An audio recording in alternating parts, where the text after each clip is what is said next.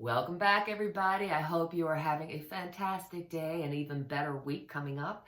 So we're going to look at some of the Supreme Court things that are going on, because between Cannon and Justice Roberts, it's like, what's going on here? And it's really devaluing the Supreme Court and its jurisdiction over people. I mean, it's kind of scary. So I thought, first, let's look at Cannon.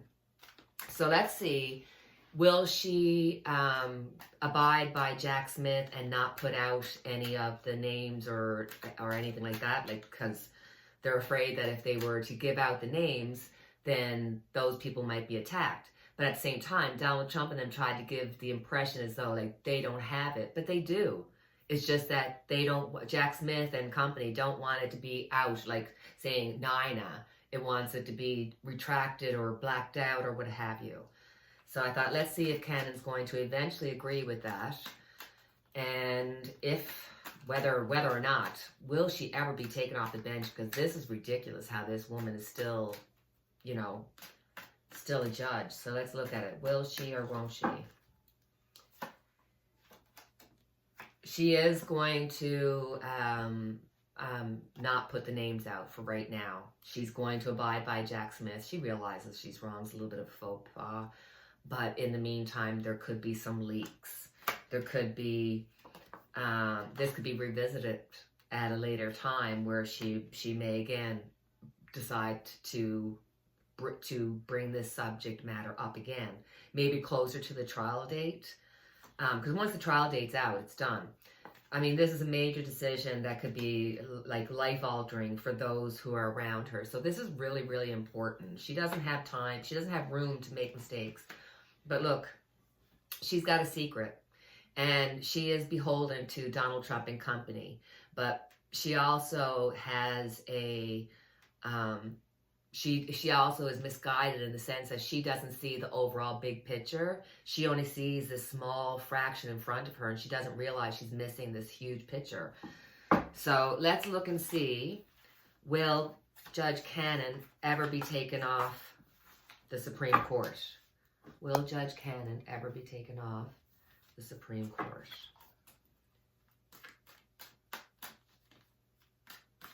Well, it'll be for and against it. Maybe I should just do a past, present, and future for her, like, so we can see what's going to happen in the future. Okay. I'm just going to go with it. So first card up, she's waiting. She's trying to set herself up so that she's got one foot in Donald Trump's camp trying to do what he wants, and then another foot in the judge's camp, which is where she should be. She is betraying, betrayal, lies, deceit. It's all there. She has no morals at this point. She has no ability to actually govern or actually be able to be a judge because of the Donald Trump connection. Wow. I think eventually, yes, she is going to be voted out of the Supreme Court, and it's going to be like a tight decision where it's going to be like, 3-2. It's like by a small margin, but I do see her eventually having to move away. She's going to feel really beaten up, and she's going to be trying to defend herself. Don't worry about her. The Knight of Cups means that there will be some other work, some other job, some other something that will take care of her resources and stuff. She's going to realize that she's on the wrong side of history, and she's, I feel like she'll eventually just kind of wither away, and we won't hear too much about her because she's going to go inside. Man, she's, she'll probably, she's going to stay in the legal sphere, but she's going to be like a consultant or, write a book or, all those kind of things. But man, I think she's either really, really stupid or really, really cunning, like really cutting. I don't know. But I really think that at the end of the day, she will be taken off the Supreme Court. Might happen in 5 months, 5 years. It's like that kind of a range. 5 to 7. All right, let's have a look at Clarence Thomas, whose wife is a seditionist, And he's, you know, he should not be on anything that has to do with January 6th, anything that has to do with Donald Trump. I mean, this man, well, how he's getting away with this. Again, we're looking at the court saying, what the hell is happening here with you guys? And I just realized, did you just see me? I was like, I could feel myself going like this and realize, like, no, I never relax. Take a deep breath, relax. You're getting too, ooh. You do the same thing. Take a deep breath, relax. It's all good. It's all good. So let's look at Clarence Thomas. What's going to happen with him, past, present, future? Every other time I've done a reading about him, I've always had the Tower come up. So I know that eventually his life's going to go kaboom. And when that will happen, I don't know. But I know that like several times I've gotten the Tower for him in past readings over the years. Taking the money. Ooh.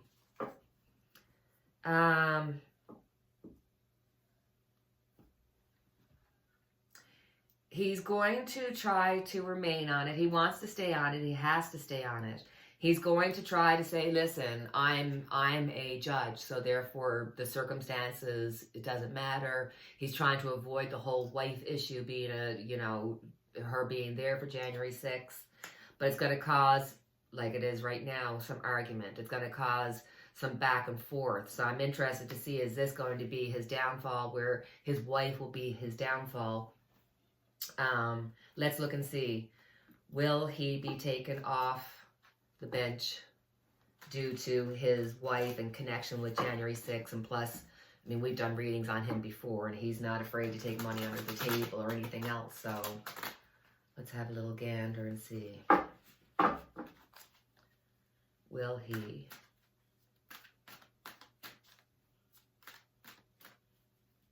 Will he ever be taken off the bench?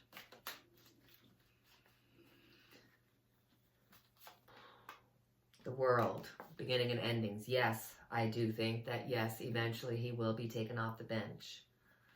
Again, I'm seeing the number 5. So is there going to be some kind of, like, in 5 months, number 5, January, February, March, April, May,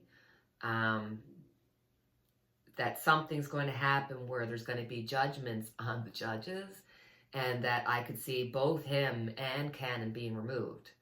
So, and I've always seen Clarence Thomas getting, like, the Tower, and I think that's going to be raining down on him now. It hasn't gone away, that's for certain. So let's look at Chief Justice Roberts, because his opinion is, well, if they take Donald Trump off the ballot in Colorado, well, then maybe we could take, Biden off the ballot in Texas, and and they're going, and he's being all wishy-washy rather than being his normal, like, center of the road and realizing that this is wrong, what's happening here. So he's, by omission, he's supporting it, by talking around and doing this word salad, just trying to,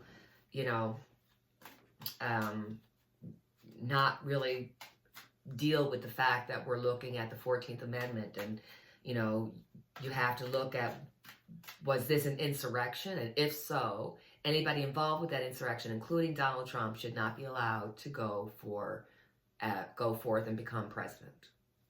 So let's look at Justice Roberts, beginning, like, what is happening? Beginning, middle, and end. Ooh. He's trying to hold on. He's trying to talk out of both sides of his arse, more or less. But eventually he's going to have to tell the truth, because at the end of the day, even if you don't like this guy, he will choose the law. He will choose to do what's best as a justice. Now, he may be, trying to keep things at bay, don't cause any ripples, but he will go on the side of justice. He will go on the side of being on the right side of history as well. So he might put up some barriers and stuff and cause some chaos, but at the end of the day, he is going to choose to do what is right. He is going to choose to do what the Supreme Court should do, not what Donald Trump, Cannon, or Thomas is trying to say, even Kavanaugh. I mean, yeah, he's going to feel that he wants to do what's right. He's going to be beaten up and feel like he's got to defend himself really harshly. And the decision's going to come back to haunt him in his future. So he'll tell the truth at some point. He'll be able to hold up to the truth, and he will hold true to the proper judgment. He'll be fair, but he'll end up paying for that decision later on in life for whatever reason. And the Queen of Pentacles. So I think at the end of the day, because he's going to realize that he doesn't want to be on the wrong side of history, he will hold true to keep upholding the law. That he'll eventually write a book. He'll eventually, or have a book written about him. But it just seems like he'll slowly just kind of wane back and just, he's going to tell the truth. He can't not do it. He's got the sun here. He's just like, he's got to. So even though he might be, kind of being wishy-washy now, if this was going to hit the fan, he would take care of business. He'd have to. He has no other choice. So let's have a look and see. Hold on now. Let me just check and see what our next reading will be on. We've got, the unsearched rooms and or closet in Donald Trump's Mar-a-Lago. I mean, okay, I swear to God, this is an honest to God true story. When I babysat for this couple. Like, it was only like 2 or 3 times that I babysat for them. And I remember, being there with the kids playing, and all of a sudden the kid was trying to bring me into the mom and dad's room. And I was like, no, I don't want to go in there. And she was like, yes. And we went into the mom and dad's room, and in the closet, there was a door. We opened up the door, we walked in, and there was this whole room with a couch and a TV and the whole 9 yards. So if a family, with limited means can have a secret room, how can Donald Trump not have it? And how could they not search it? How could they not say, hey, give me a key? What's going on here? And what was behind those doors? Because, look, you and I know, we've done readings in the past, that Donald Trump has shown papers that would go against the U.S., whether it be to Russia, whether it be to whomever, China. He's done all that. So let's have a look and see what was in the unsearched rooms. What was there papers? Was there, documents that Donald Trump has taken from the White House? Or was it just BS Donald stuff, like a closet full of Donald pictures or something? Anyway, let's have a look. So we see dishonesty, and this is them not checking out the room, not checking out the closet, because they should have. This is something that they should have done, and Donald Trump was involved with a couple of people being the ones that, kind of made the decision and led people away from those rooms, as if to say, like, we'll get to that after, that kind of a thing. But somebody was on the inside working that for sure. Donald Trump. Donald Trump, I mean, he's the fool. He'll take the risk and take the fall, and, he'll fall and come up smelling like roses. He 100% has sold some of the papers and have hold on to some of the papers for future use, because he has some information on some of his peoples, on some of the people that he's going to be interacting with, and he is biding his time before he brings these out. And I think that if you look at this card, I think Donald Trump is not even aware of everything that's in there. That's worrisome, because if he doesn't, and then he lets somebody in Mar-a-Lago, and if you have somebody like the KGB, like Putin, that's a joke. They can get in there, have pictures of everything, and gone out without Trump even knowing. I mean, I don't think Trump and Mar-a-Lago would be something that Putin couldn't penetrate.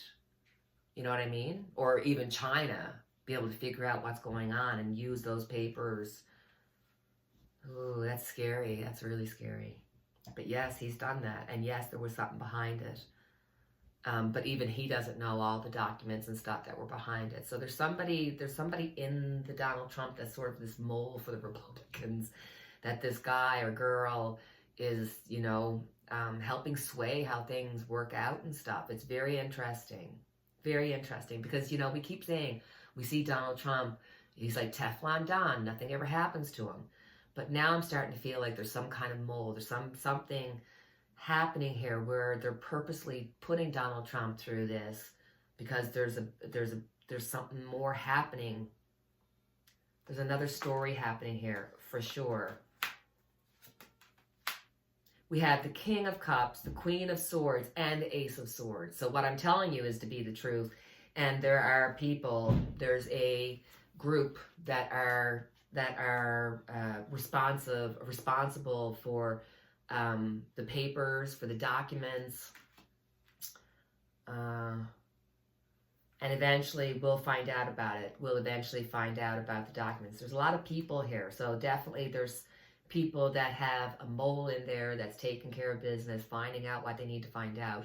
Eventually this will all come to pass, but I don't know if it'll come to pass as in, like, you know, 80 years down the road, our great-great-great-grandchildren may know the answers. But wow, there is something in there. What's in the room? Like, is it definitely papers? The Hangman. So it's definitely something that would cause sacrifice. And seeing things from different perspectives. So that could be Trump, you know, being able to see things from Putin's perspective, being able to see things from China's perspective. Because, I mean, truthfully, he would love just to be a dictator himself. He says he'd only come in and be a dictator for one day, but who believes that? Who believes that? Nobody. Because this would be his last turn in, and he would probably try to make it so that he couldn't be put out, and then he could decide who the next person's going to be, God knows. So my last reading that I want to do was about, oh my God, did you see that? I'm back up like this. Relax, guys, relax. Deep breath, relax. Okay. My last question I wanted to ask about was Kellyanne Conway, because they're saying that she kind of gave the impression that Donald Trump has already picked his running mate, and that would be Tim Scott. And so I thought, well, let's have a look and see, was Kellyanne really putting out Tim Scott as his running mate? Was that like a faux pas on her part, or was she testing the waters? Because let's face it, she would definitely know what Trump is up to. So is Tim Scott. You know, they made the decision, but they're still willing to change it. So I think that's exactly what Kellyanne was doing. I think that she purposely, knowingly put out his name to see what the reaction has been. And it's been pretty bland, really. Nothing of major consequences there. They're looking at how they will be seen, looking at trying to get the vote and trying to repeat what Donald Trump has done in the past. They want to see Donald Trump come back for another win. So they are trying to look at who would be best. I always thought maybe Vivek. What about Vivek? He's waiting for his ships to come in. He's not going to be the vice president, but he will definitely be somebody in Trump's cabinet, that kind of a thing. So, all right. That's our reading for today. As always, I have our unity candle lit for each and every one of us. Please feel free to like, subscribe, share. Put a comment below. Let me know what you'd like for me to read on, politically, personally, you know, true crime or pop culture, whatever you want. I'm willing to try anything. So until the next time we chat, take care, cheerio, and God bless.